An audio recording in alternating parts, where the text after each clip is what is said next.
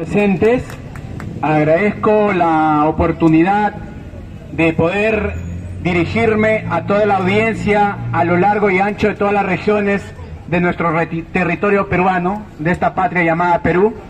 Estamos a 2 días del inicio histórico, del comienzo de echar a la dictadura de Dina Boluarte y Alberto Tarola en el Perú, y quizás apuntalando en función de nuestras fuerzas de la apertura o del inicio de un proceso constituyente que tarde o temprano se tiene que dar aquí.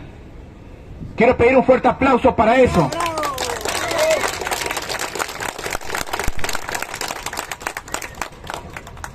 Las dudas o incertitudes que muchos y muchas tienen en este momento sobre cómo va a ser la marcha, tienen que despejarse en función de la gente que vamos a asistir y de quienes tenemos determinación de que un proceso de cambio que cierre la transición inconclusa a la democracia traicionada desde el año 2000 hasta el día de hoy se vaya a dar a cabo. Para muchos de nosotros estos momentos son los momentos que definen a la gente que es realmente demócrata y los diferencia de la gente que no lo es. Estos momentos definen a la gente que cree en la democracia no como una palabra, sino como un régimen. En estos momentos es donde los cursos de derechos humanos, de derechos fundamentales, de separación de poderes, definen el estatus real, el conocimiento integral que los operadores de justicia a nivel de la Fiscalía, la Judicatura, el Tribunal Constitucional tienen. Y lo menciono porque el Poder Judicial tiene una oficina de derechos humanos que forma parte del Consejo Nacional de Derechos Humanos. Los momentos que se viven hoy son difíciles. Tenemos regiones con más de 1000 heridos. Cusco, alrededor de 2000, Puno, familias enteras en luto, muchos represaliados, procesados indebidamente, con sus hojas de vida manchadas, que han sido prácticamente retirados de sus trabajos producto de las represalias políticas, por un lado. Por otro lado, mientras todo esto acontecía, son 6 meses de cooptación institucional del Estado peruano. Hay un Estado asimétrico, mediante el cual el Poder Ejecutivo, específicamente presidencial y ministerial, a través del impulso de la dictadura congresal fujicerronista, ha logrado ocupar el territorio de los otros poderes del Estado, de los otros organismos constitucionales que deberían ser autónomos, de manera tal que en este momento el Congreso de la República ha subordinado, por ejemplo, al Tribunal Constitucional, que se ha convertido en una mesa de parte de sus arbitrariedades. Hay reformas constitucionales que se hacen por ley, no por el mecanismo de reforma constitucional, y ese Tribunal Constitucional lo avala. Hay una Defensoría del Pueblo que se ha convertido en un anexo del Congreso. Hay un gobierno acá, en la Plaza de Lima, que es un anexo del Congreso. Hay una Fiscalía que se ha convertido en la mano persecutoria de este Congreso. Ahora mismo están a punto de tomar la Junta Nacional de Justicia y los organismos electorales. Esto en sentido estricto hace mucho, específicamente desde el 10 de diciembre en Ayacucho dejó de ser una democracia, con las ejecuciones extrajudiciales a peruanas y peruanos, jóvenes, adolescentes, 15, 16, 17 años, y hasta el día de hoy no hay ni un solo responsable, ni siquiera hay responsabilidad política a nivel de ministros. Es más, el actual gobierno, la actual pareja dictatorial premia a los asesinos de los ciudadanos y los pasa de ministros a presidentes del Consejo de Ministros. Esto es algo inexorablemente triste que va a terminar con la persecución penal nacional e internacional de Dina Boluarte y Alberto Tarola, del jefe de las Fuerzas Armadas, de la Policía Nacional del Perú, e inclusive me atrevo a decir de todo el tinglado que está en los medios de comunicación de Lima, que se prestan a normalizar los actos denominados en derecho penal internacional como terrorismo de Estado por parte del Estado peruano. El terrorismo de Estado y los derechos humanos son absolutamente incompatibles. Cualquier periodista, llámese Mónica Delta, Christian Hood Walker o como quiera llamarse, que intente normalizar simples actos de tortura, de detenciones arbitrarias, de ejecuciones extrajudiciales o de persecuciones arbitrarias a las personas, tiene que ser tarde o temprano sancionada. Cuando cayó la dictadura en el año 2000, no cayó solo la dictadura a nivel del Ejecutivo y del Congreso, que él era cómplice. Cayó la dictadura mediática también, que se había vendido a la dictadura de Fujimori. Acá estamos hablando de que hoy quizás el dato exacto no lo podemos tener a la mano, pero acabado el régimen dictatorial de Dina Boluarte y Alberto Tarola, vamos a saber con cuántos millones de soles de desvío de fondos se ha comprado las líneas editoriales de los principales canales de televisión limeñas, que edulcoran, normalizan y justifican la brutalidad policial y militar que en estos momentos está aconteciendo en el país. No es casual que seamos los ciudadanos que nos estemos levantando para hacer ejercicio legítimo y regular de estos derechos. No es casual que seamos la gente que estamos padeciendo estas arbitrariedades quienes salgamos a defender la idea de democracia. Es que no lo pueden hacer quienes violentan, quienes liquidan, quienes asesinan la democracia y los derechos fundamentales. Y eso hay que tenerlo claro. En este instante, como ustedes sabrán, hay en curso todo un montaje mediático, cívico, militar para tratar de disuadir, reprimir e impedir el transporte libre de los ciudadanos hacia Lima para la protesta. Pero ellos mismos, el ministro del Interior que puede estar escuchándonos, los servicios de inteligencia que están involucrados en terrorismo de Estado y terruquean a la población, tienen que entender que la marcha es un derecho de la gente a expresarse contra la incomodidad, contra la injusticia, contra la brutalidad de este gobierno. Y no hay ni un solo policía, ni un solo militar que pueda impedir ese ejercicio. Todas las personas del Estado que incumplen o ejercen indebidamente sus funciones y empiezan a amenazar y violar los derechos humanos de la gente que protesta, tarde o temprano, sobre todo acabada o caída la dictadura, va a tener que responder por todos los crímenes que han cometido. No va a quedar impune. A las Fuerzas Armadas me dirijo en este momento, a la Presidencia del Consejo de Ministros, a Dina Boluarte y a todas las personas que están escuchándonos y que son prácticamente anclas o apoyos de ella. Ustedes no van a acabar en libertad. Lo más seguro es que los procesos penales a nivel nacional, interamericano e internacional los persigan de por vida y van a acabar en la cárcel. El terrorismo de Estado en Perú no va a quedar impune. Los años 80, en los que ustedes, muchos de ustedes, ayudaron o pudieron ver cómo se masacra a la población civil indígena en los Andes peruanos, no se va a volver a repetir. No vamos a permitir que esto de acá acontezca nuevamente y quede en impunidad. Y eso tienen que tenerlo claro. Lo seguimos al milímetro. Sabemos los nombres y las nóminas exactas de los jueces, de los fiscales, de las policías y los militares. Una movida en falso y todos ustedes van a ser procesados penalmente porque no les tenemos miedo.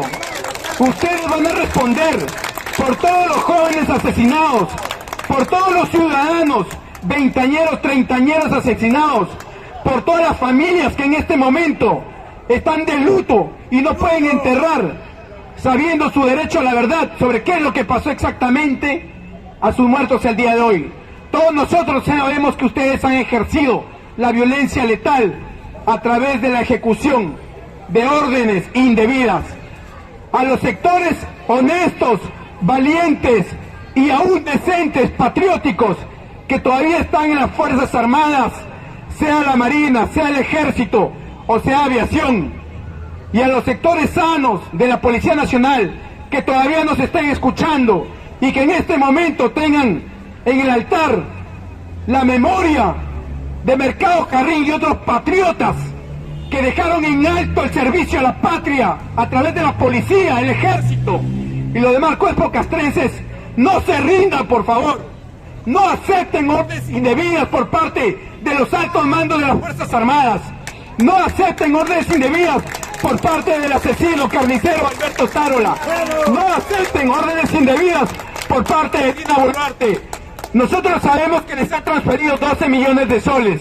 Sabemos que muchos sectores de la banca gran empresarial les han donado 2 millones de soles. Que no les compren sus conciencias. No manchen sus reputaciones.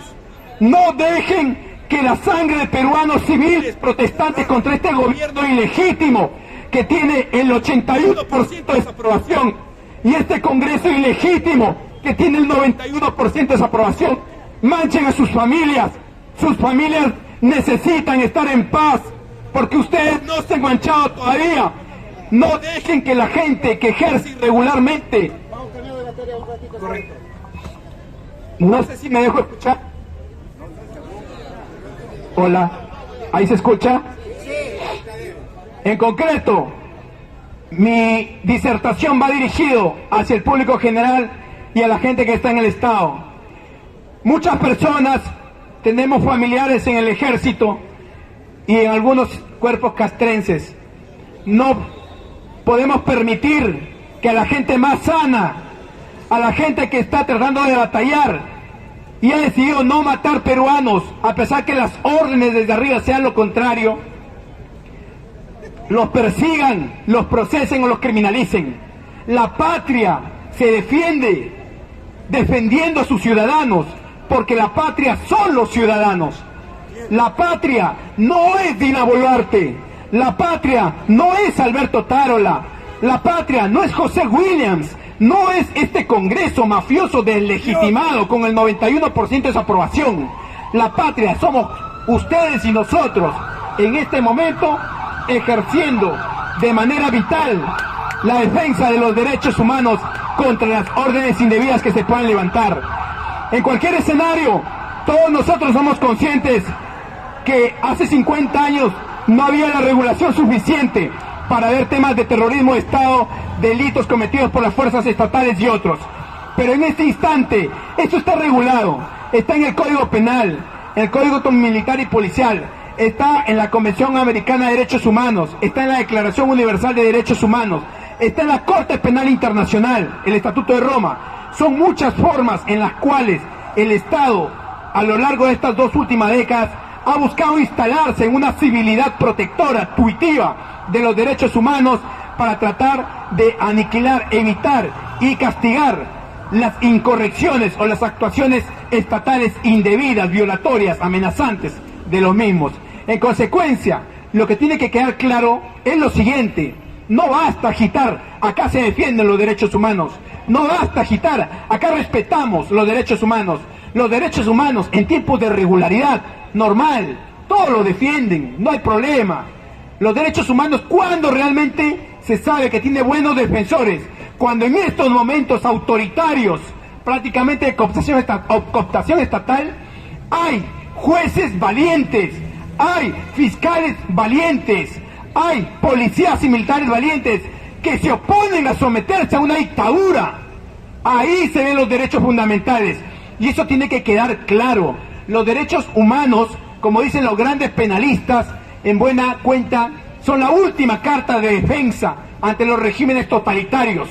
Bustos Ramírez, un gran penalista chileno que ha fallecido, ¿dónde forjó ese penalismo garantista?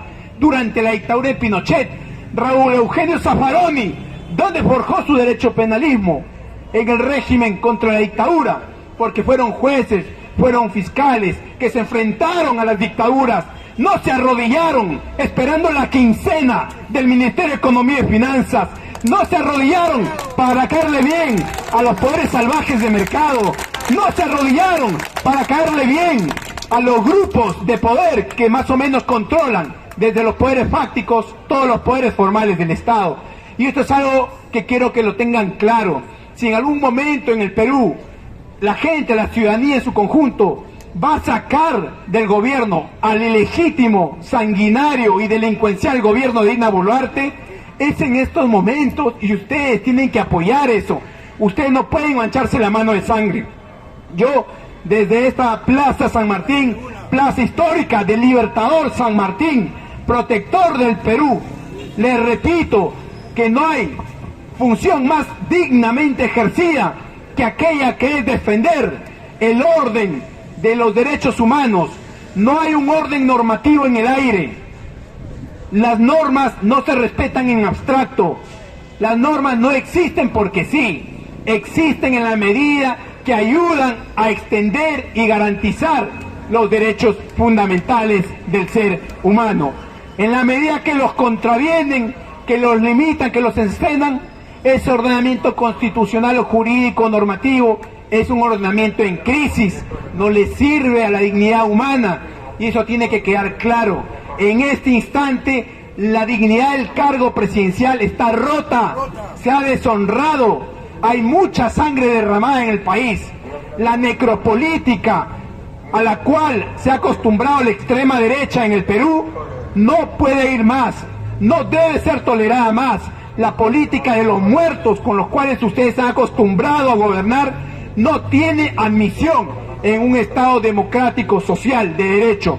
En consecuencia, quiero hacer mención, el terrorismo de Estado es el último terrorismo, aparte del terrorismo de subversión, que nos falta derrotar. En los años 90 el terrorismo de subversión fue derrotado. Y ese terrorismo está bien derrotado, Sendero Luminoso, el MRTA, etcétera. Y vamos a seguir movilizándonos para que ese terrorismo no resurja en este país. Pero jamás vamos a admitir que el otro terrorismo gemelo que quedó en pie venga a darnos lecciones de democracia y civilidad a la gente defensora de la democracia y de los derechos humanos en este país. El terrorismo estatal, el último terrorismo que falta derrotar, en este momento está gobernando, pero tiene las horas contadas y hay que hacernos cargo de eso.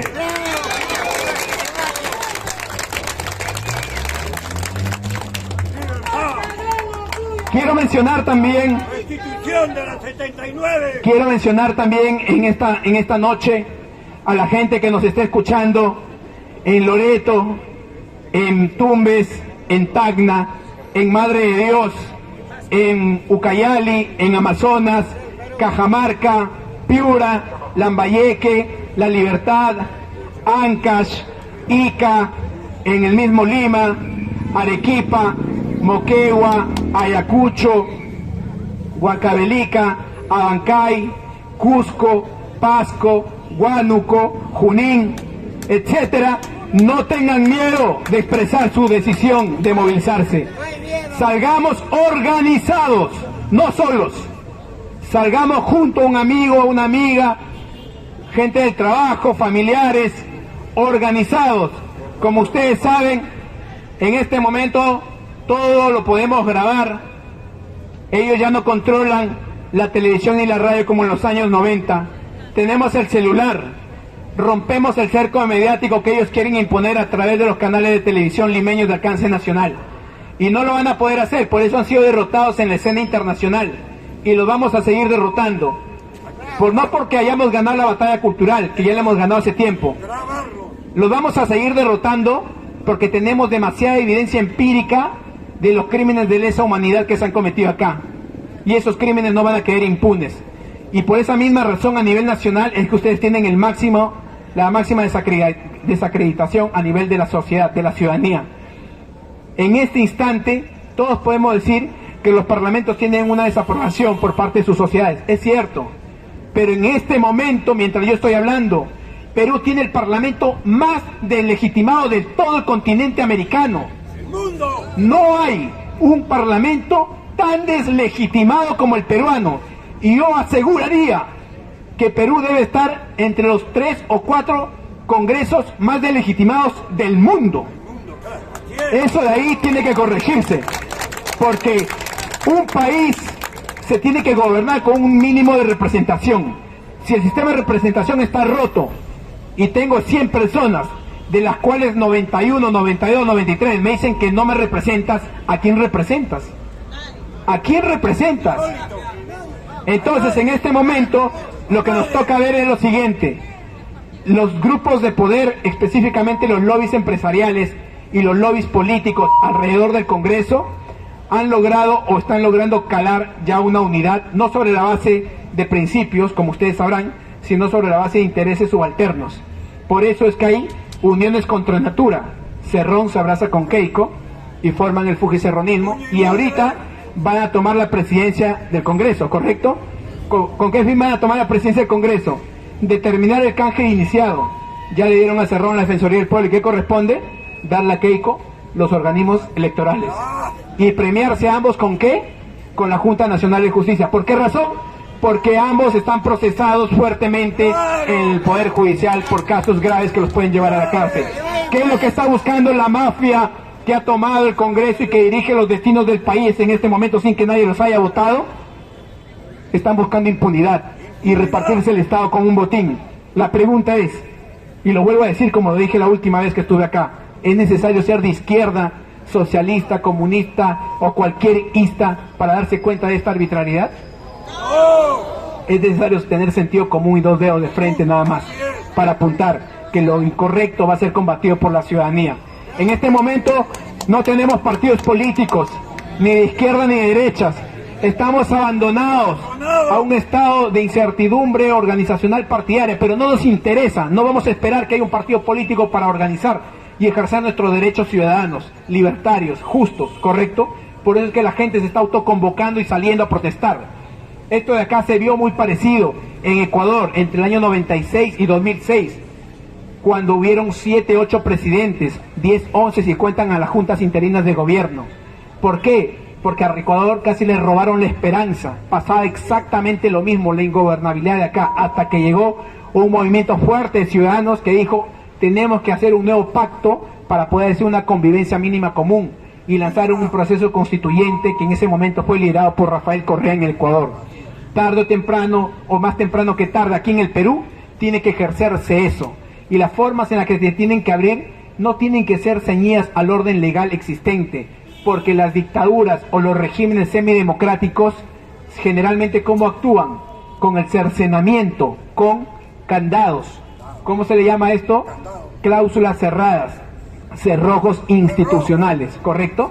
Esto es lo mismo que pasó en Chile. Por ejemplo, en el caso peruano se ha roto o se ha limitado el derecho al referéndum, ¿correcto? Ahora todo tiene que pasar por el Congreso. Entonces, si el orden jurídico no vehicula y no posibilita ni maximiza el ejercicio libre de los derechos fundamentales de los ciudadanos tendrán que ejercer sus derechos en los límites de ese ordenamiento jurídico hacia la posibilitación de un nuevo escenario normativo. Y eso hay que dejarlo claro. Por ejemplo, un ejemplo más que le voy a citar para que estén al tanto. En Colombia, en 1986 se cumplían 100 años de la Constitución Centenaria, de 1886, y no representaba los valores de Colombia, y había un proceso de violencia armada muy fuerte, pero empezaron los diálogos de paz, y la gente empezó a desarmarse, pero en el marco iniciaron un proceso constituyente. Se empezaron a movilizar en Colombia, y no estaba permitido la Asamblea Constituyente en la Constitución colombiana, igualito que acá, ¿sabían? Porque ninguna constitución, por regla general, estatuye cómo va a ser su forma de liquidarse. Entonces es obvio que no había. ¿Y qué hizo la gente? ¿Se quedó cruzada de manos? No, lanzaron un movimiento. Y este es el gran ejemplo que quiero que cada uno de ustedes, cuando vayan a sus casas, o los que nos están escuchando en todas las regiones que he mencionado, en la Amazonía, en la costa, en los Andes, en el sur del Perú, lo sepan. El movimiento Séptima Papeleta, así se llamó, búsquenlo, movimiento Séptima Papeleta, fue un movimiento alterlegal, al margen de la legalidad diríamos, que se organizó para abrir el proceso constituyente en Colombia. ¿Saben cómo? Hubo elecciones generales en las que se iban a votar 6 cosas en Colombia, y ellos querían que se vote la constituyente, y los congresistas de la época no le dejaron. ¿Qué hicieron? Jóvenes del colegio, universitarios, técnicos, trabajadores, manuales, intelectuales en general, se lanzaron a una campaña en todo Colombia a publicar o a publicitar un papelito que digan sí a la Asamblea Constituyente para Colombia. Y ese papelito fue la Séptima Papeleta. El día de la elección que se votaban esas otras 6 papeletas, ellos, a pesar que esa papeleta no era legal, la metieron al ánfora. Y al acabar las elecciones se contabilizaron casi 3 millones de esas papeletas. La Séptima Papeleta, cuando se contabilizó casi 3 millones, ¿qué generó? Un hecho político determinante. la Asamblea Constituyente no estaba en la Constitución anterior de Colombia, pero era tal la necesidad expresada en las urnas de forma alternativa a la legal, en este caso con la séptima papeleta, que obligó al gobierno de la época a que se convoque un plebiscito en el que la gente decía si quiere o no una asamblea constituyente. ¿Y qué votó la gente? Que sí quiere una asamblea constituyente de forma rotunda, casi 90%, porque eso es lo que sucede cuando las sociedades están rotas, desencaminadas y no tienen un pacto social, un contrato social que los una. El Perú adolece de eso en este momento. Somos un país a la deriva, en la que se gobierna con la fuerza, un régimen que se sostiene en militares y en policía, es un régimen que ya se ha caído, es un régimen que ya no gobierna con la democracia. Por eso, si en la operación ustedes quitan a militares y a policías, el gobierno de Boluarte se acabó. Se acabó. Eso hay que quedar claro. Para eso pido un aplauso, por favor.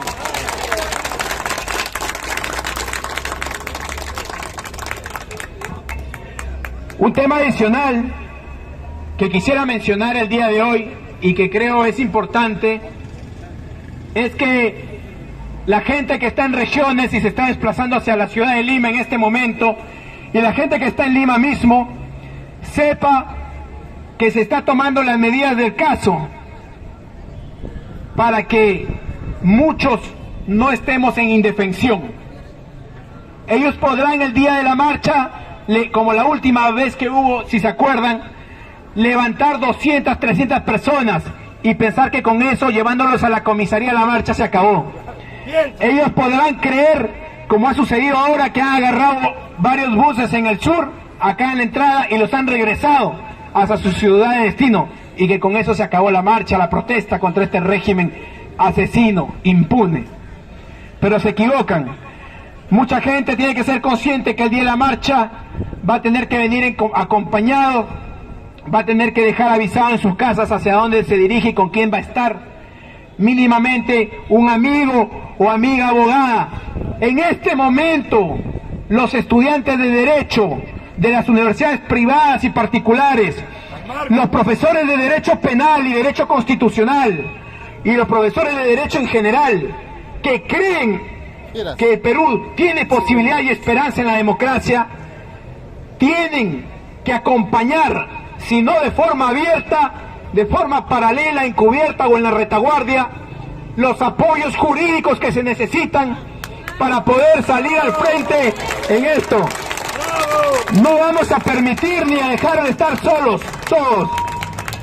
Hay mucha voluntad de que estas cosas se cambien, pero en la medida de que se unan los esfuerzos, nadie nos paga para venir a dar este discurso, nadie paga para movilizarnos. Muchos nos movilizamos, la gran mayoría con nuestro propio peculio, porque creemos inadmisible seguir gobernados por una mafia que nadie votó. Nadie votó a Alberto Otárola para que esté en el gobierno y gobierne con sus ideas. Las ideas de Otárola no ganaron el proceso electoral del 2021. Las ideas de Keiko Fujimori fueron derrotadas el 2021. Las ideas de Williams y los demás especímenes dentro del Congreso, mochasueldos, niños y demás, no ganaron. La única democracia que merece respeto es la democracia sufragada en las urnas, y eso hay que tenerlo claro.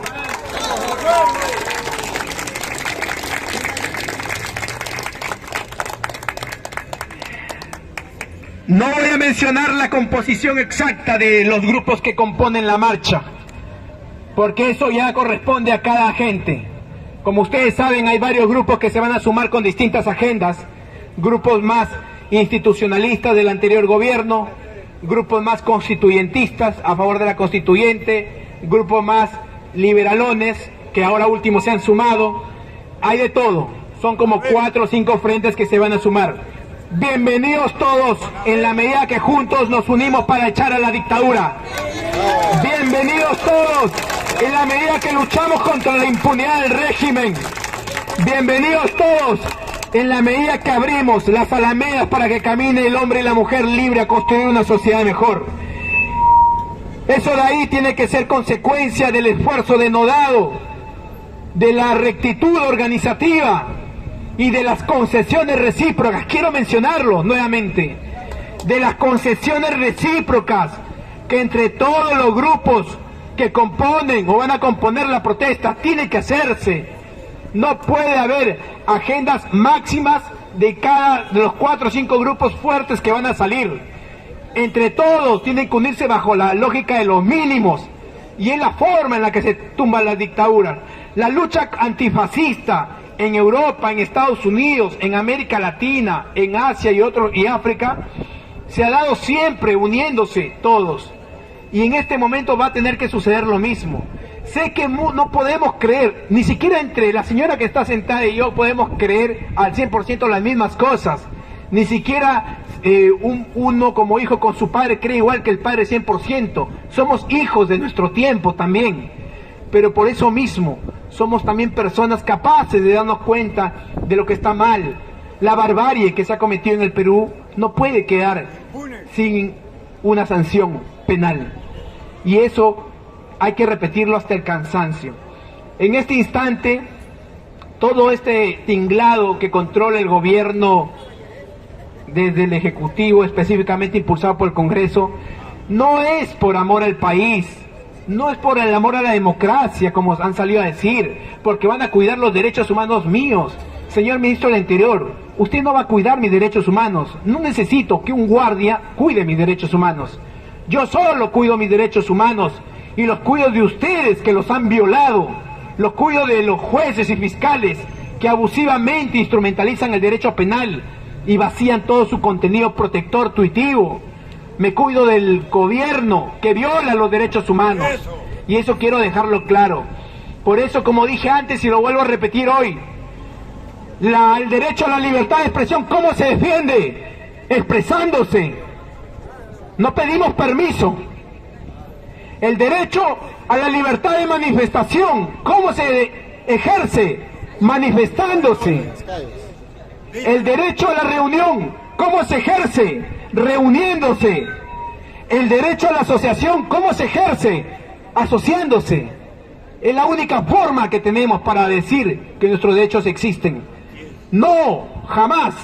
Los derechos humanos están supeditados a la aprobación de un burgomaestre metropolitano. Por favor, López Aliaga, no te estamos pidiendo permiso. Faltaría más. Has llegado tarde. Estamos en el siglo XXI. Quizás te quedaste en el siglo XIX. Claro, es de renovación medieval.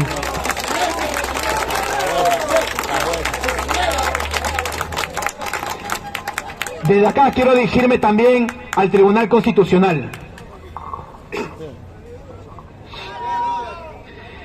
Y con eso me despido. Si hay alguna pregunta podría absolverla con todo gusto. A los miembros del Tribunal Constitucional que van a escuchar esta alocución. Ha sucedido el caso de los magistrados del Tribunal Constitucional a finales de la dictadura en los 90, que fueron vilmente removidos de sus cargos, destituidos en este caso por parte de la dictadura. No se conviertan ustedes en una extensión de esos malos recuerdos de magistrados que son capaces por ideología de echarse a gobiernos ilegítimos en la presidencia o a gestiones ilegítimas en el Congreso. No hay otro momento. Este es el momento en que ustedes 7 tienen que decir: aquí está la Constitución, el gobierno no lo ha respetado, me voy con la Constitución. Y aquí está el gobierno, ha violado derechos humanos, a la cárcel, con Dina Boluarte y Alberto Tarola. Solo de ustedes depende que haya la posibilidad en algún momento de democracia constitucional en el país. En este momento no la hay. Si ustedes no lo hacen, su destino solo es uno: el basurero de la historia. Muchas gracias.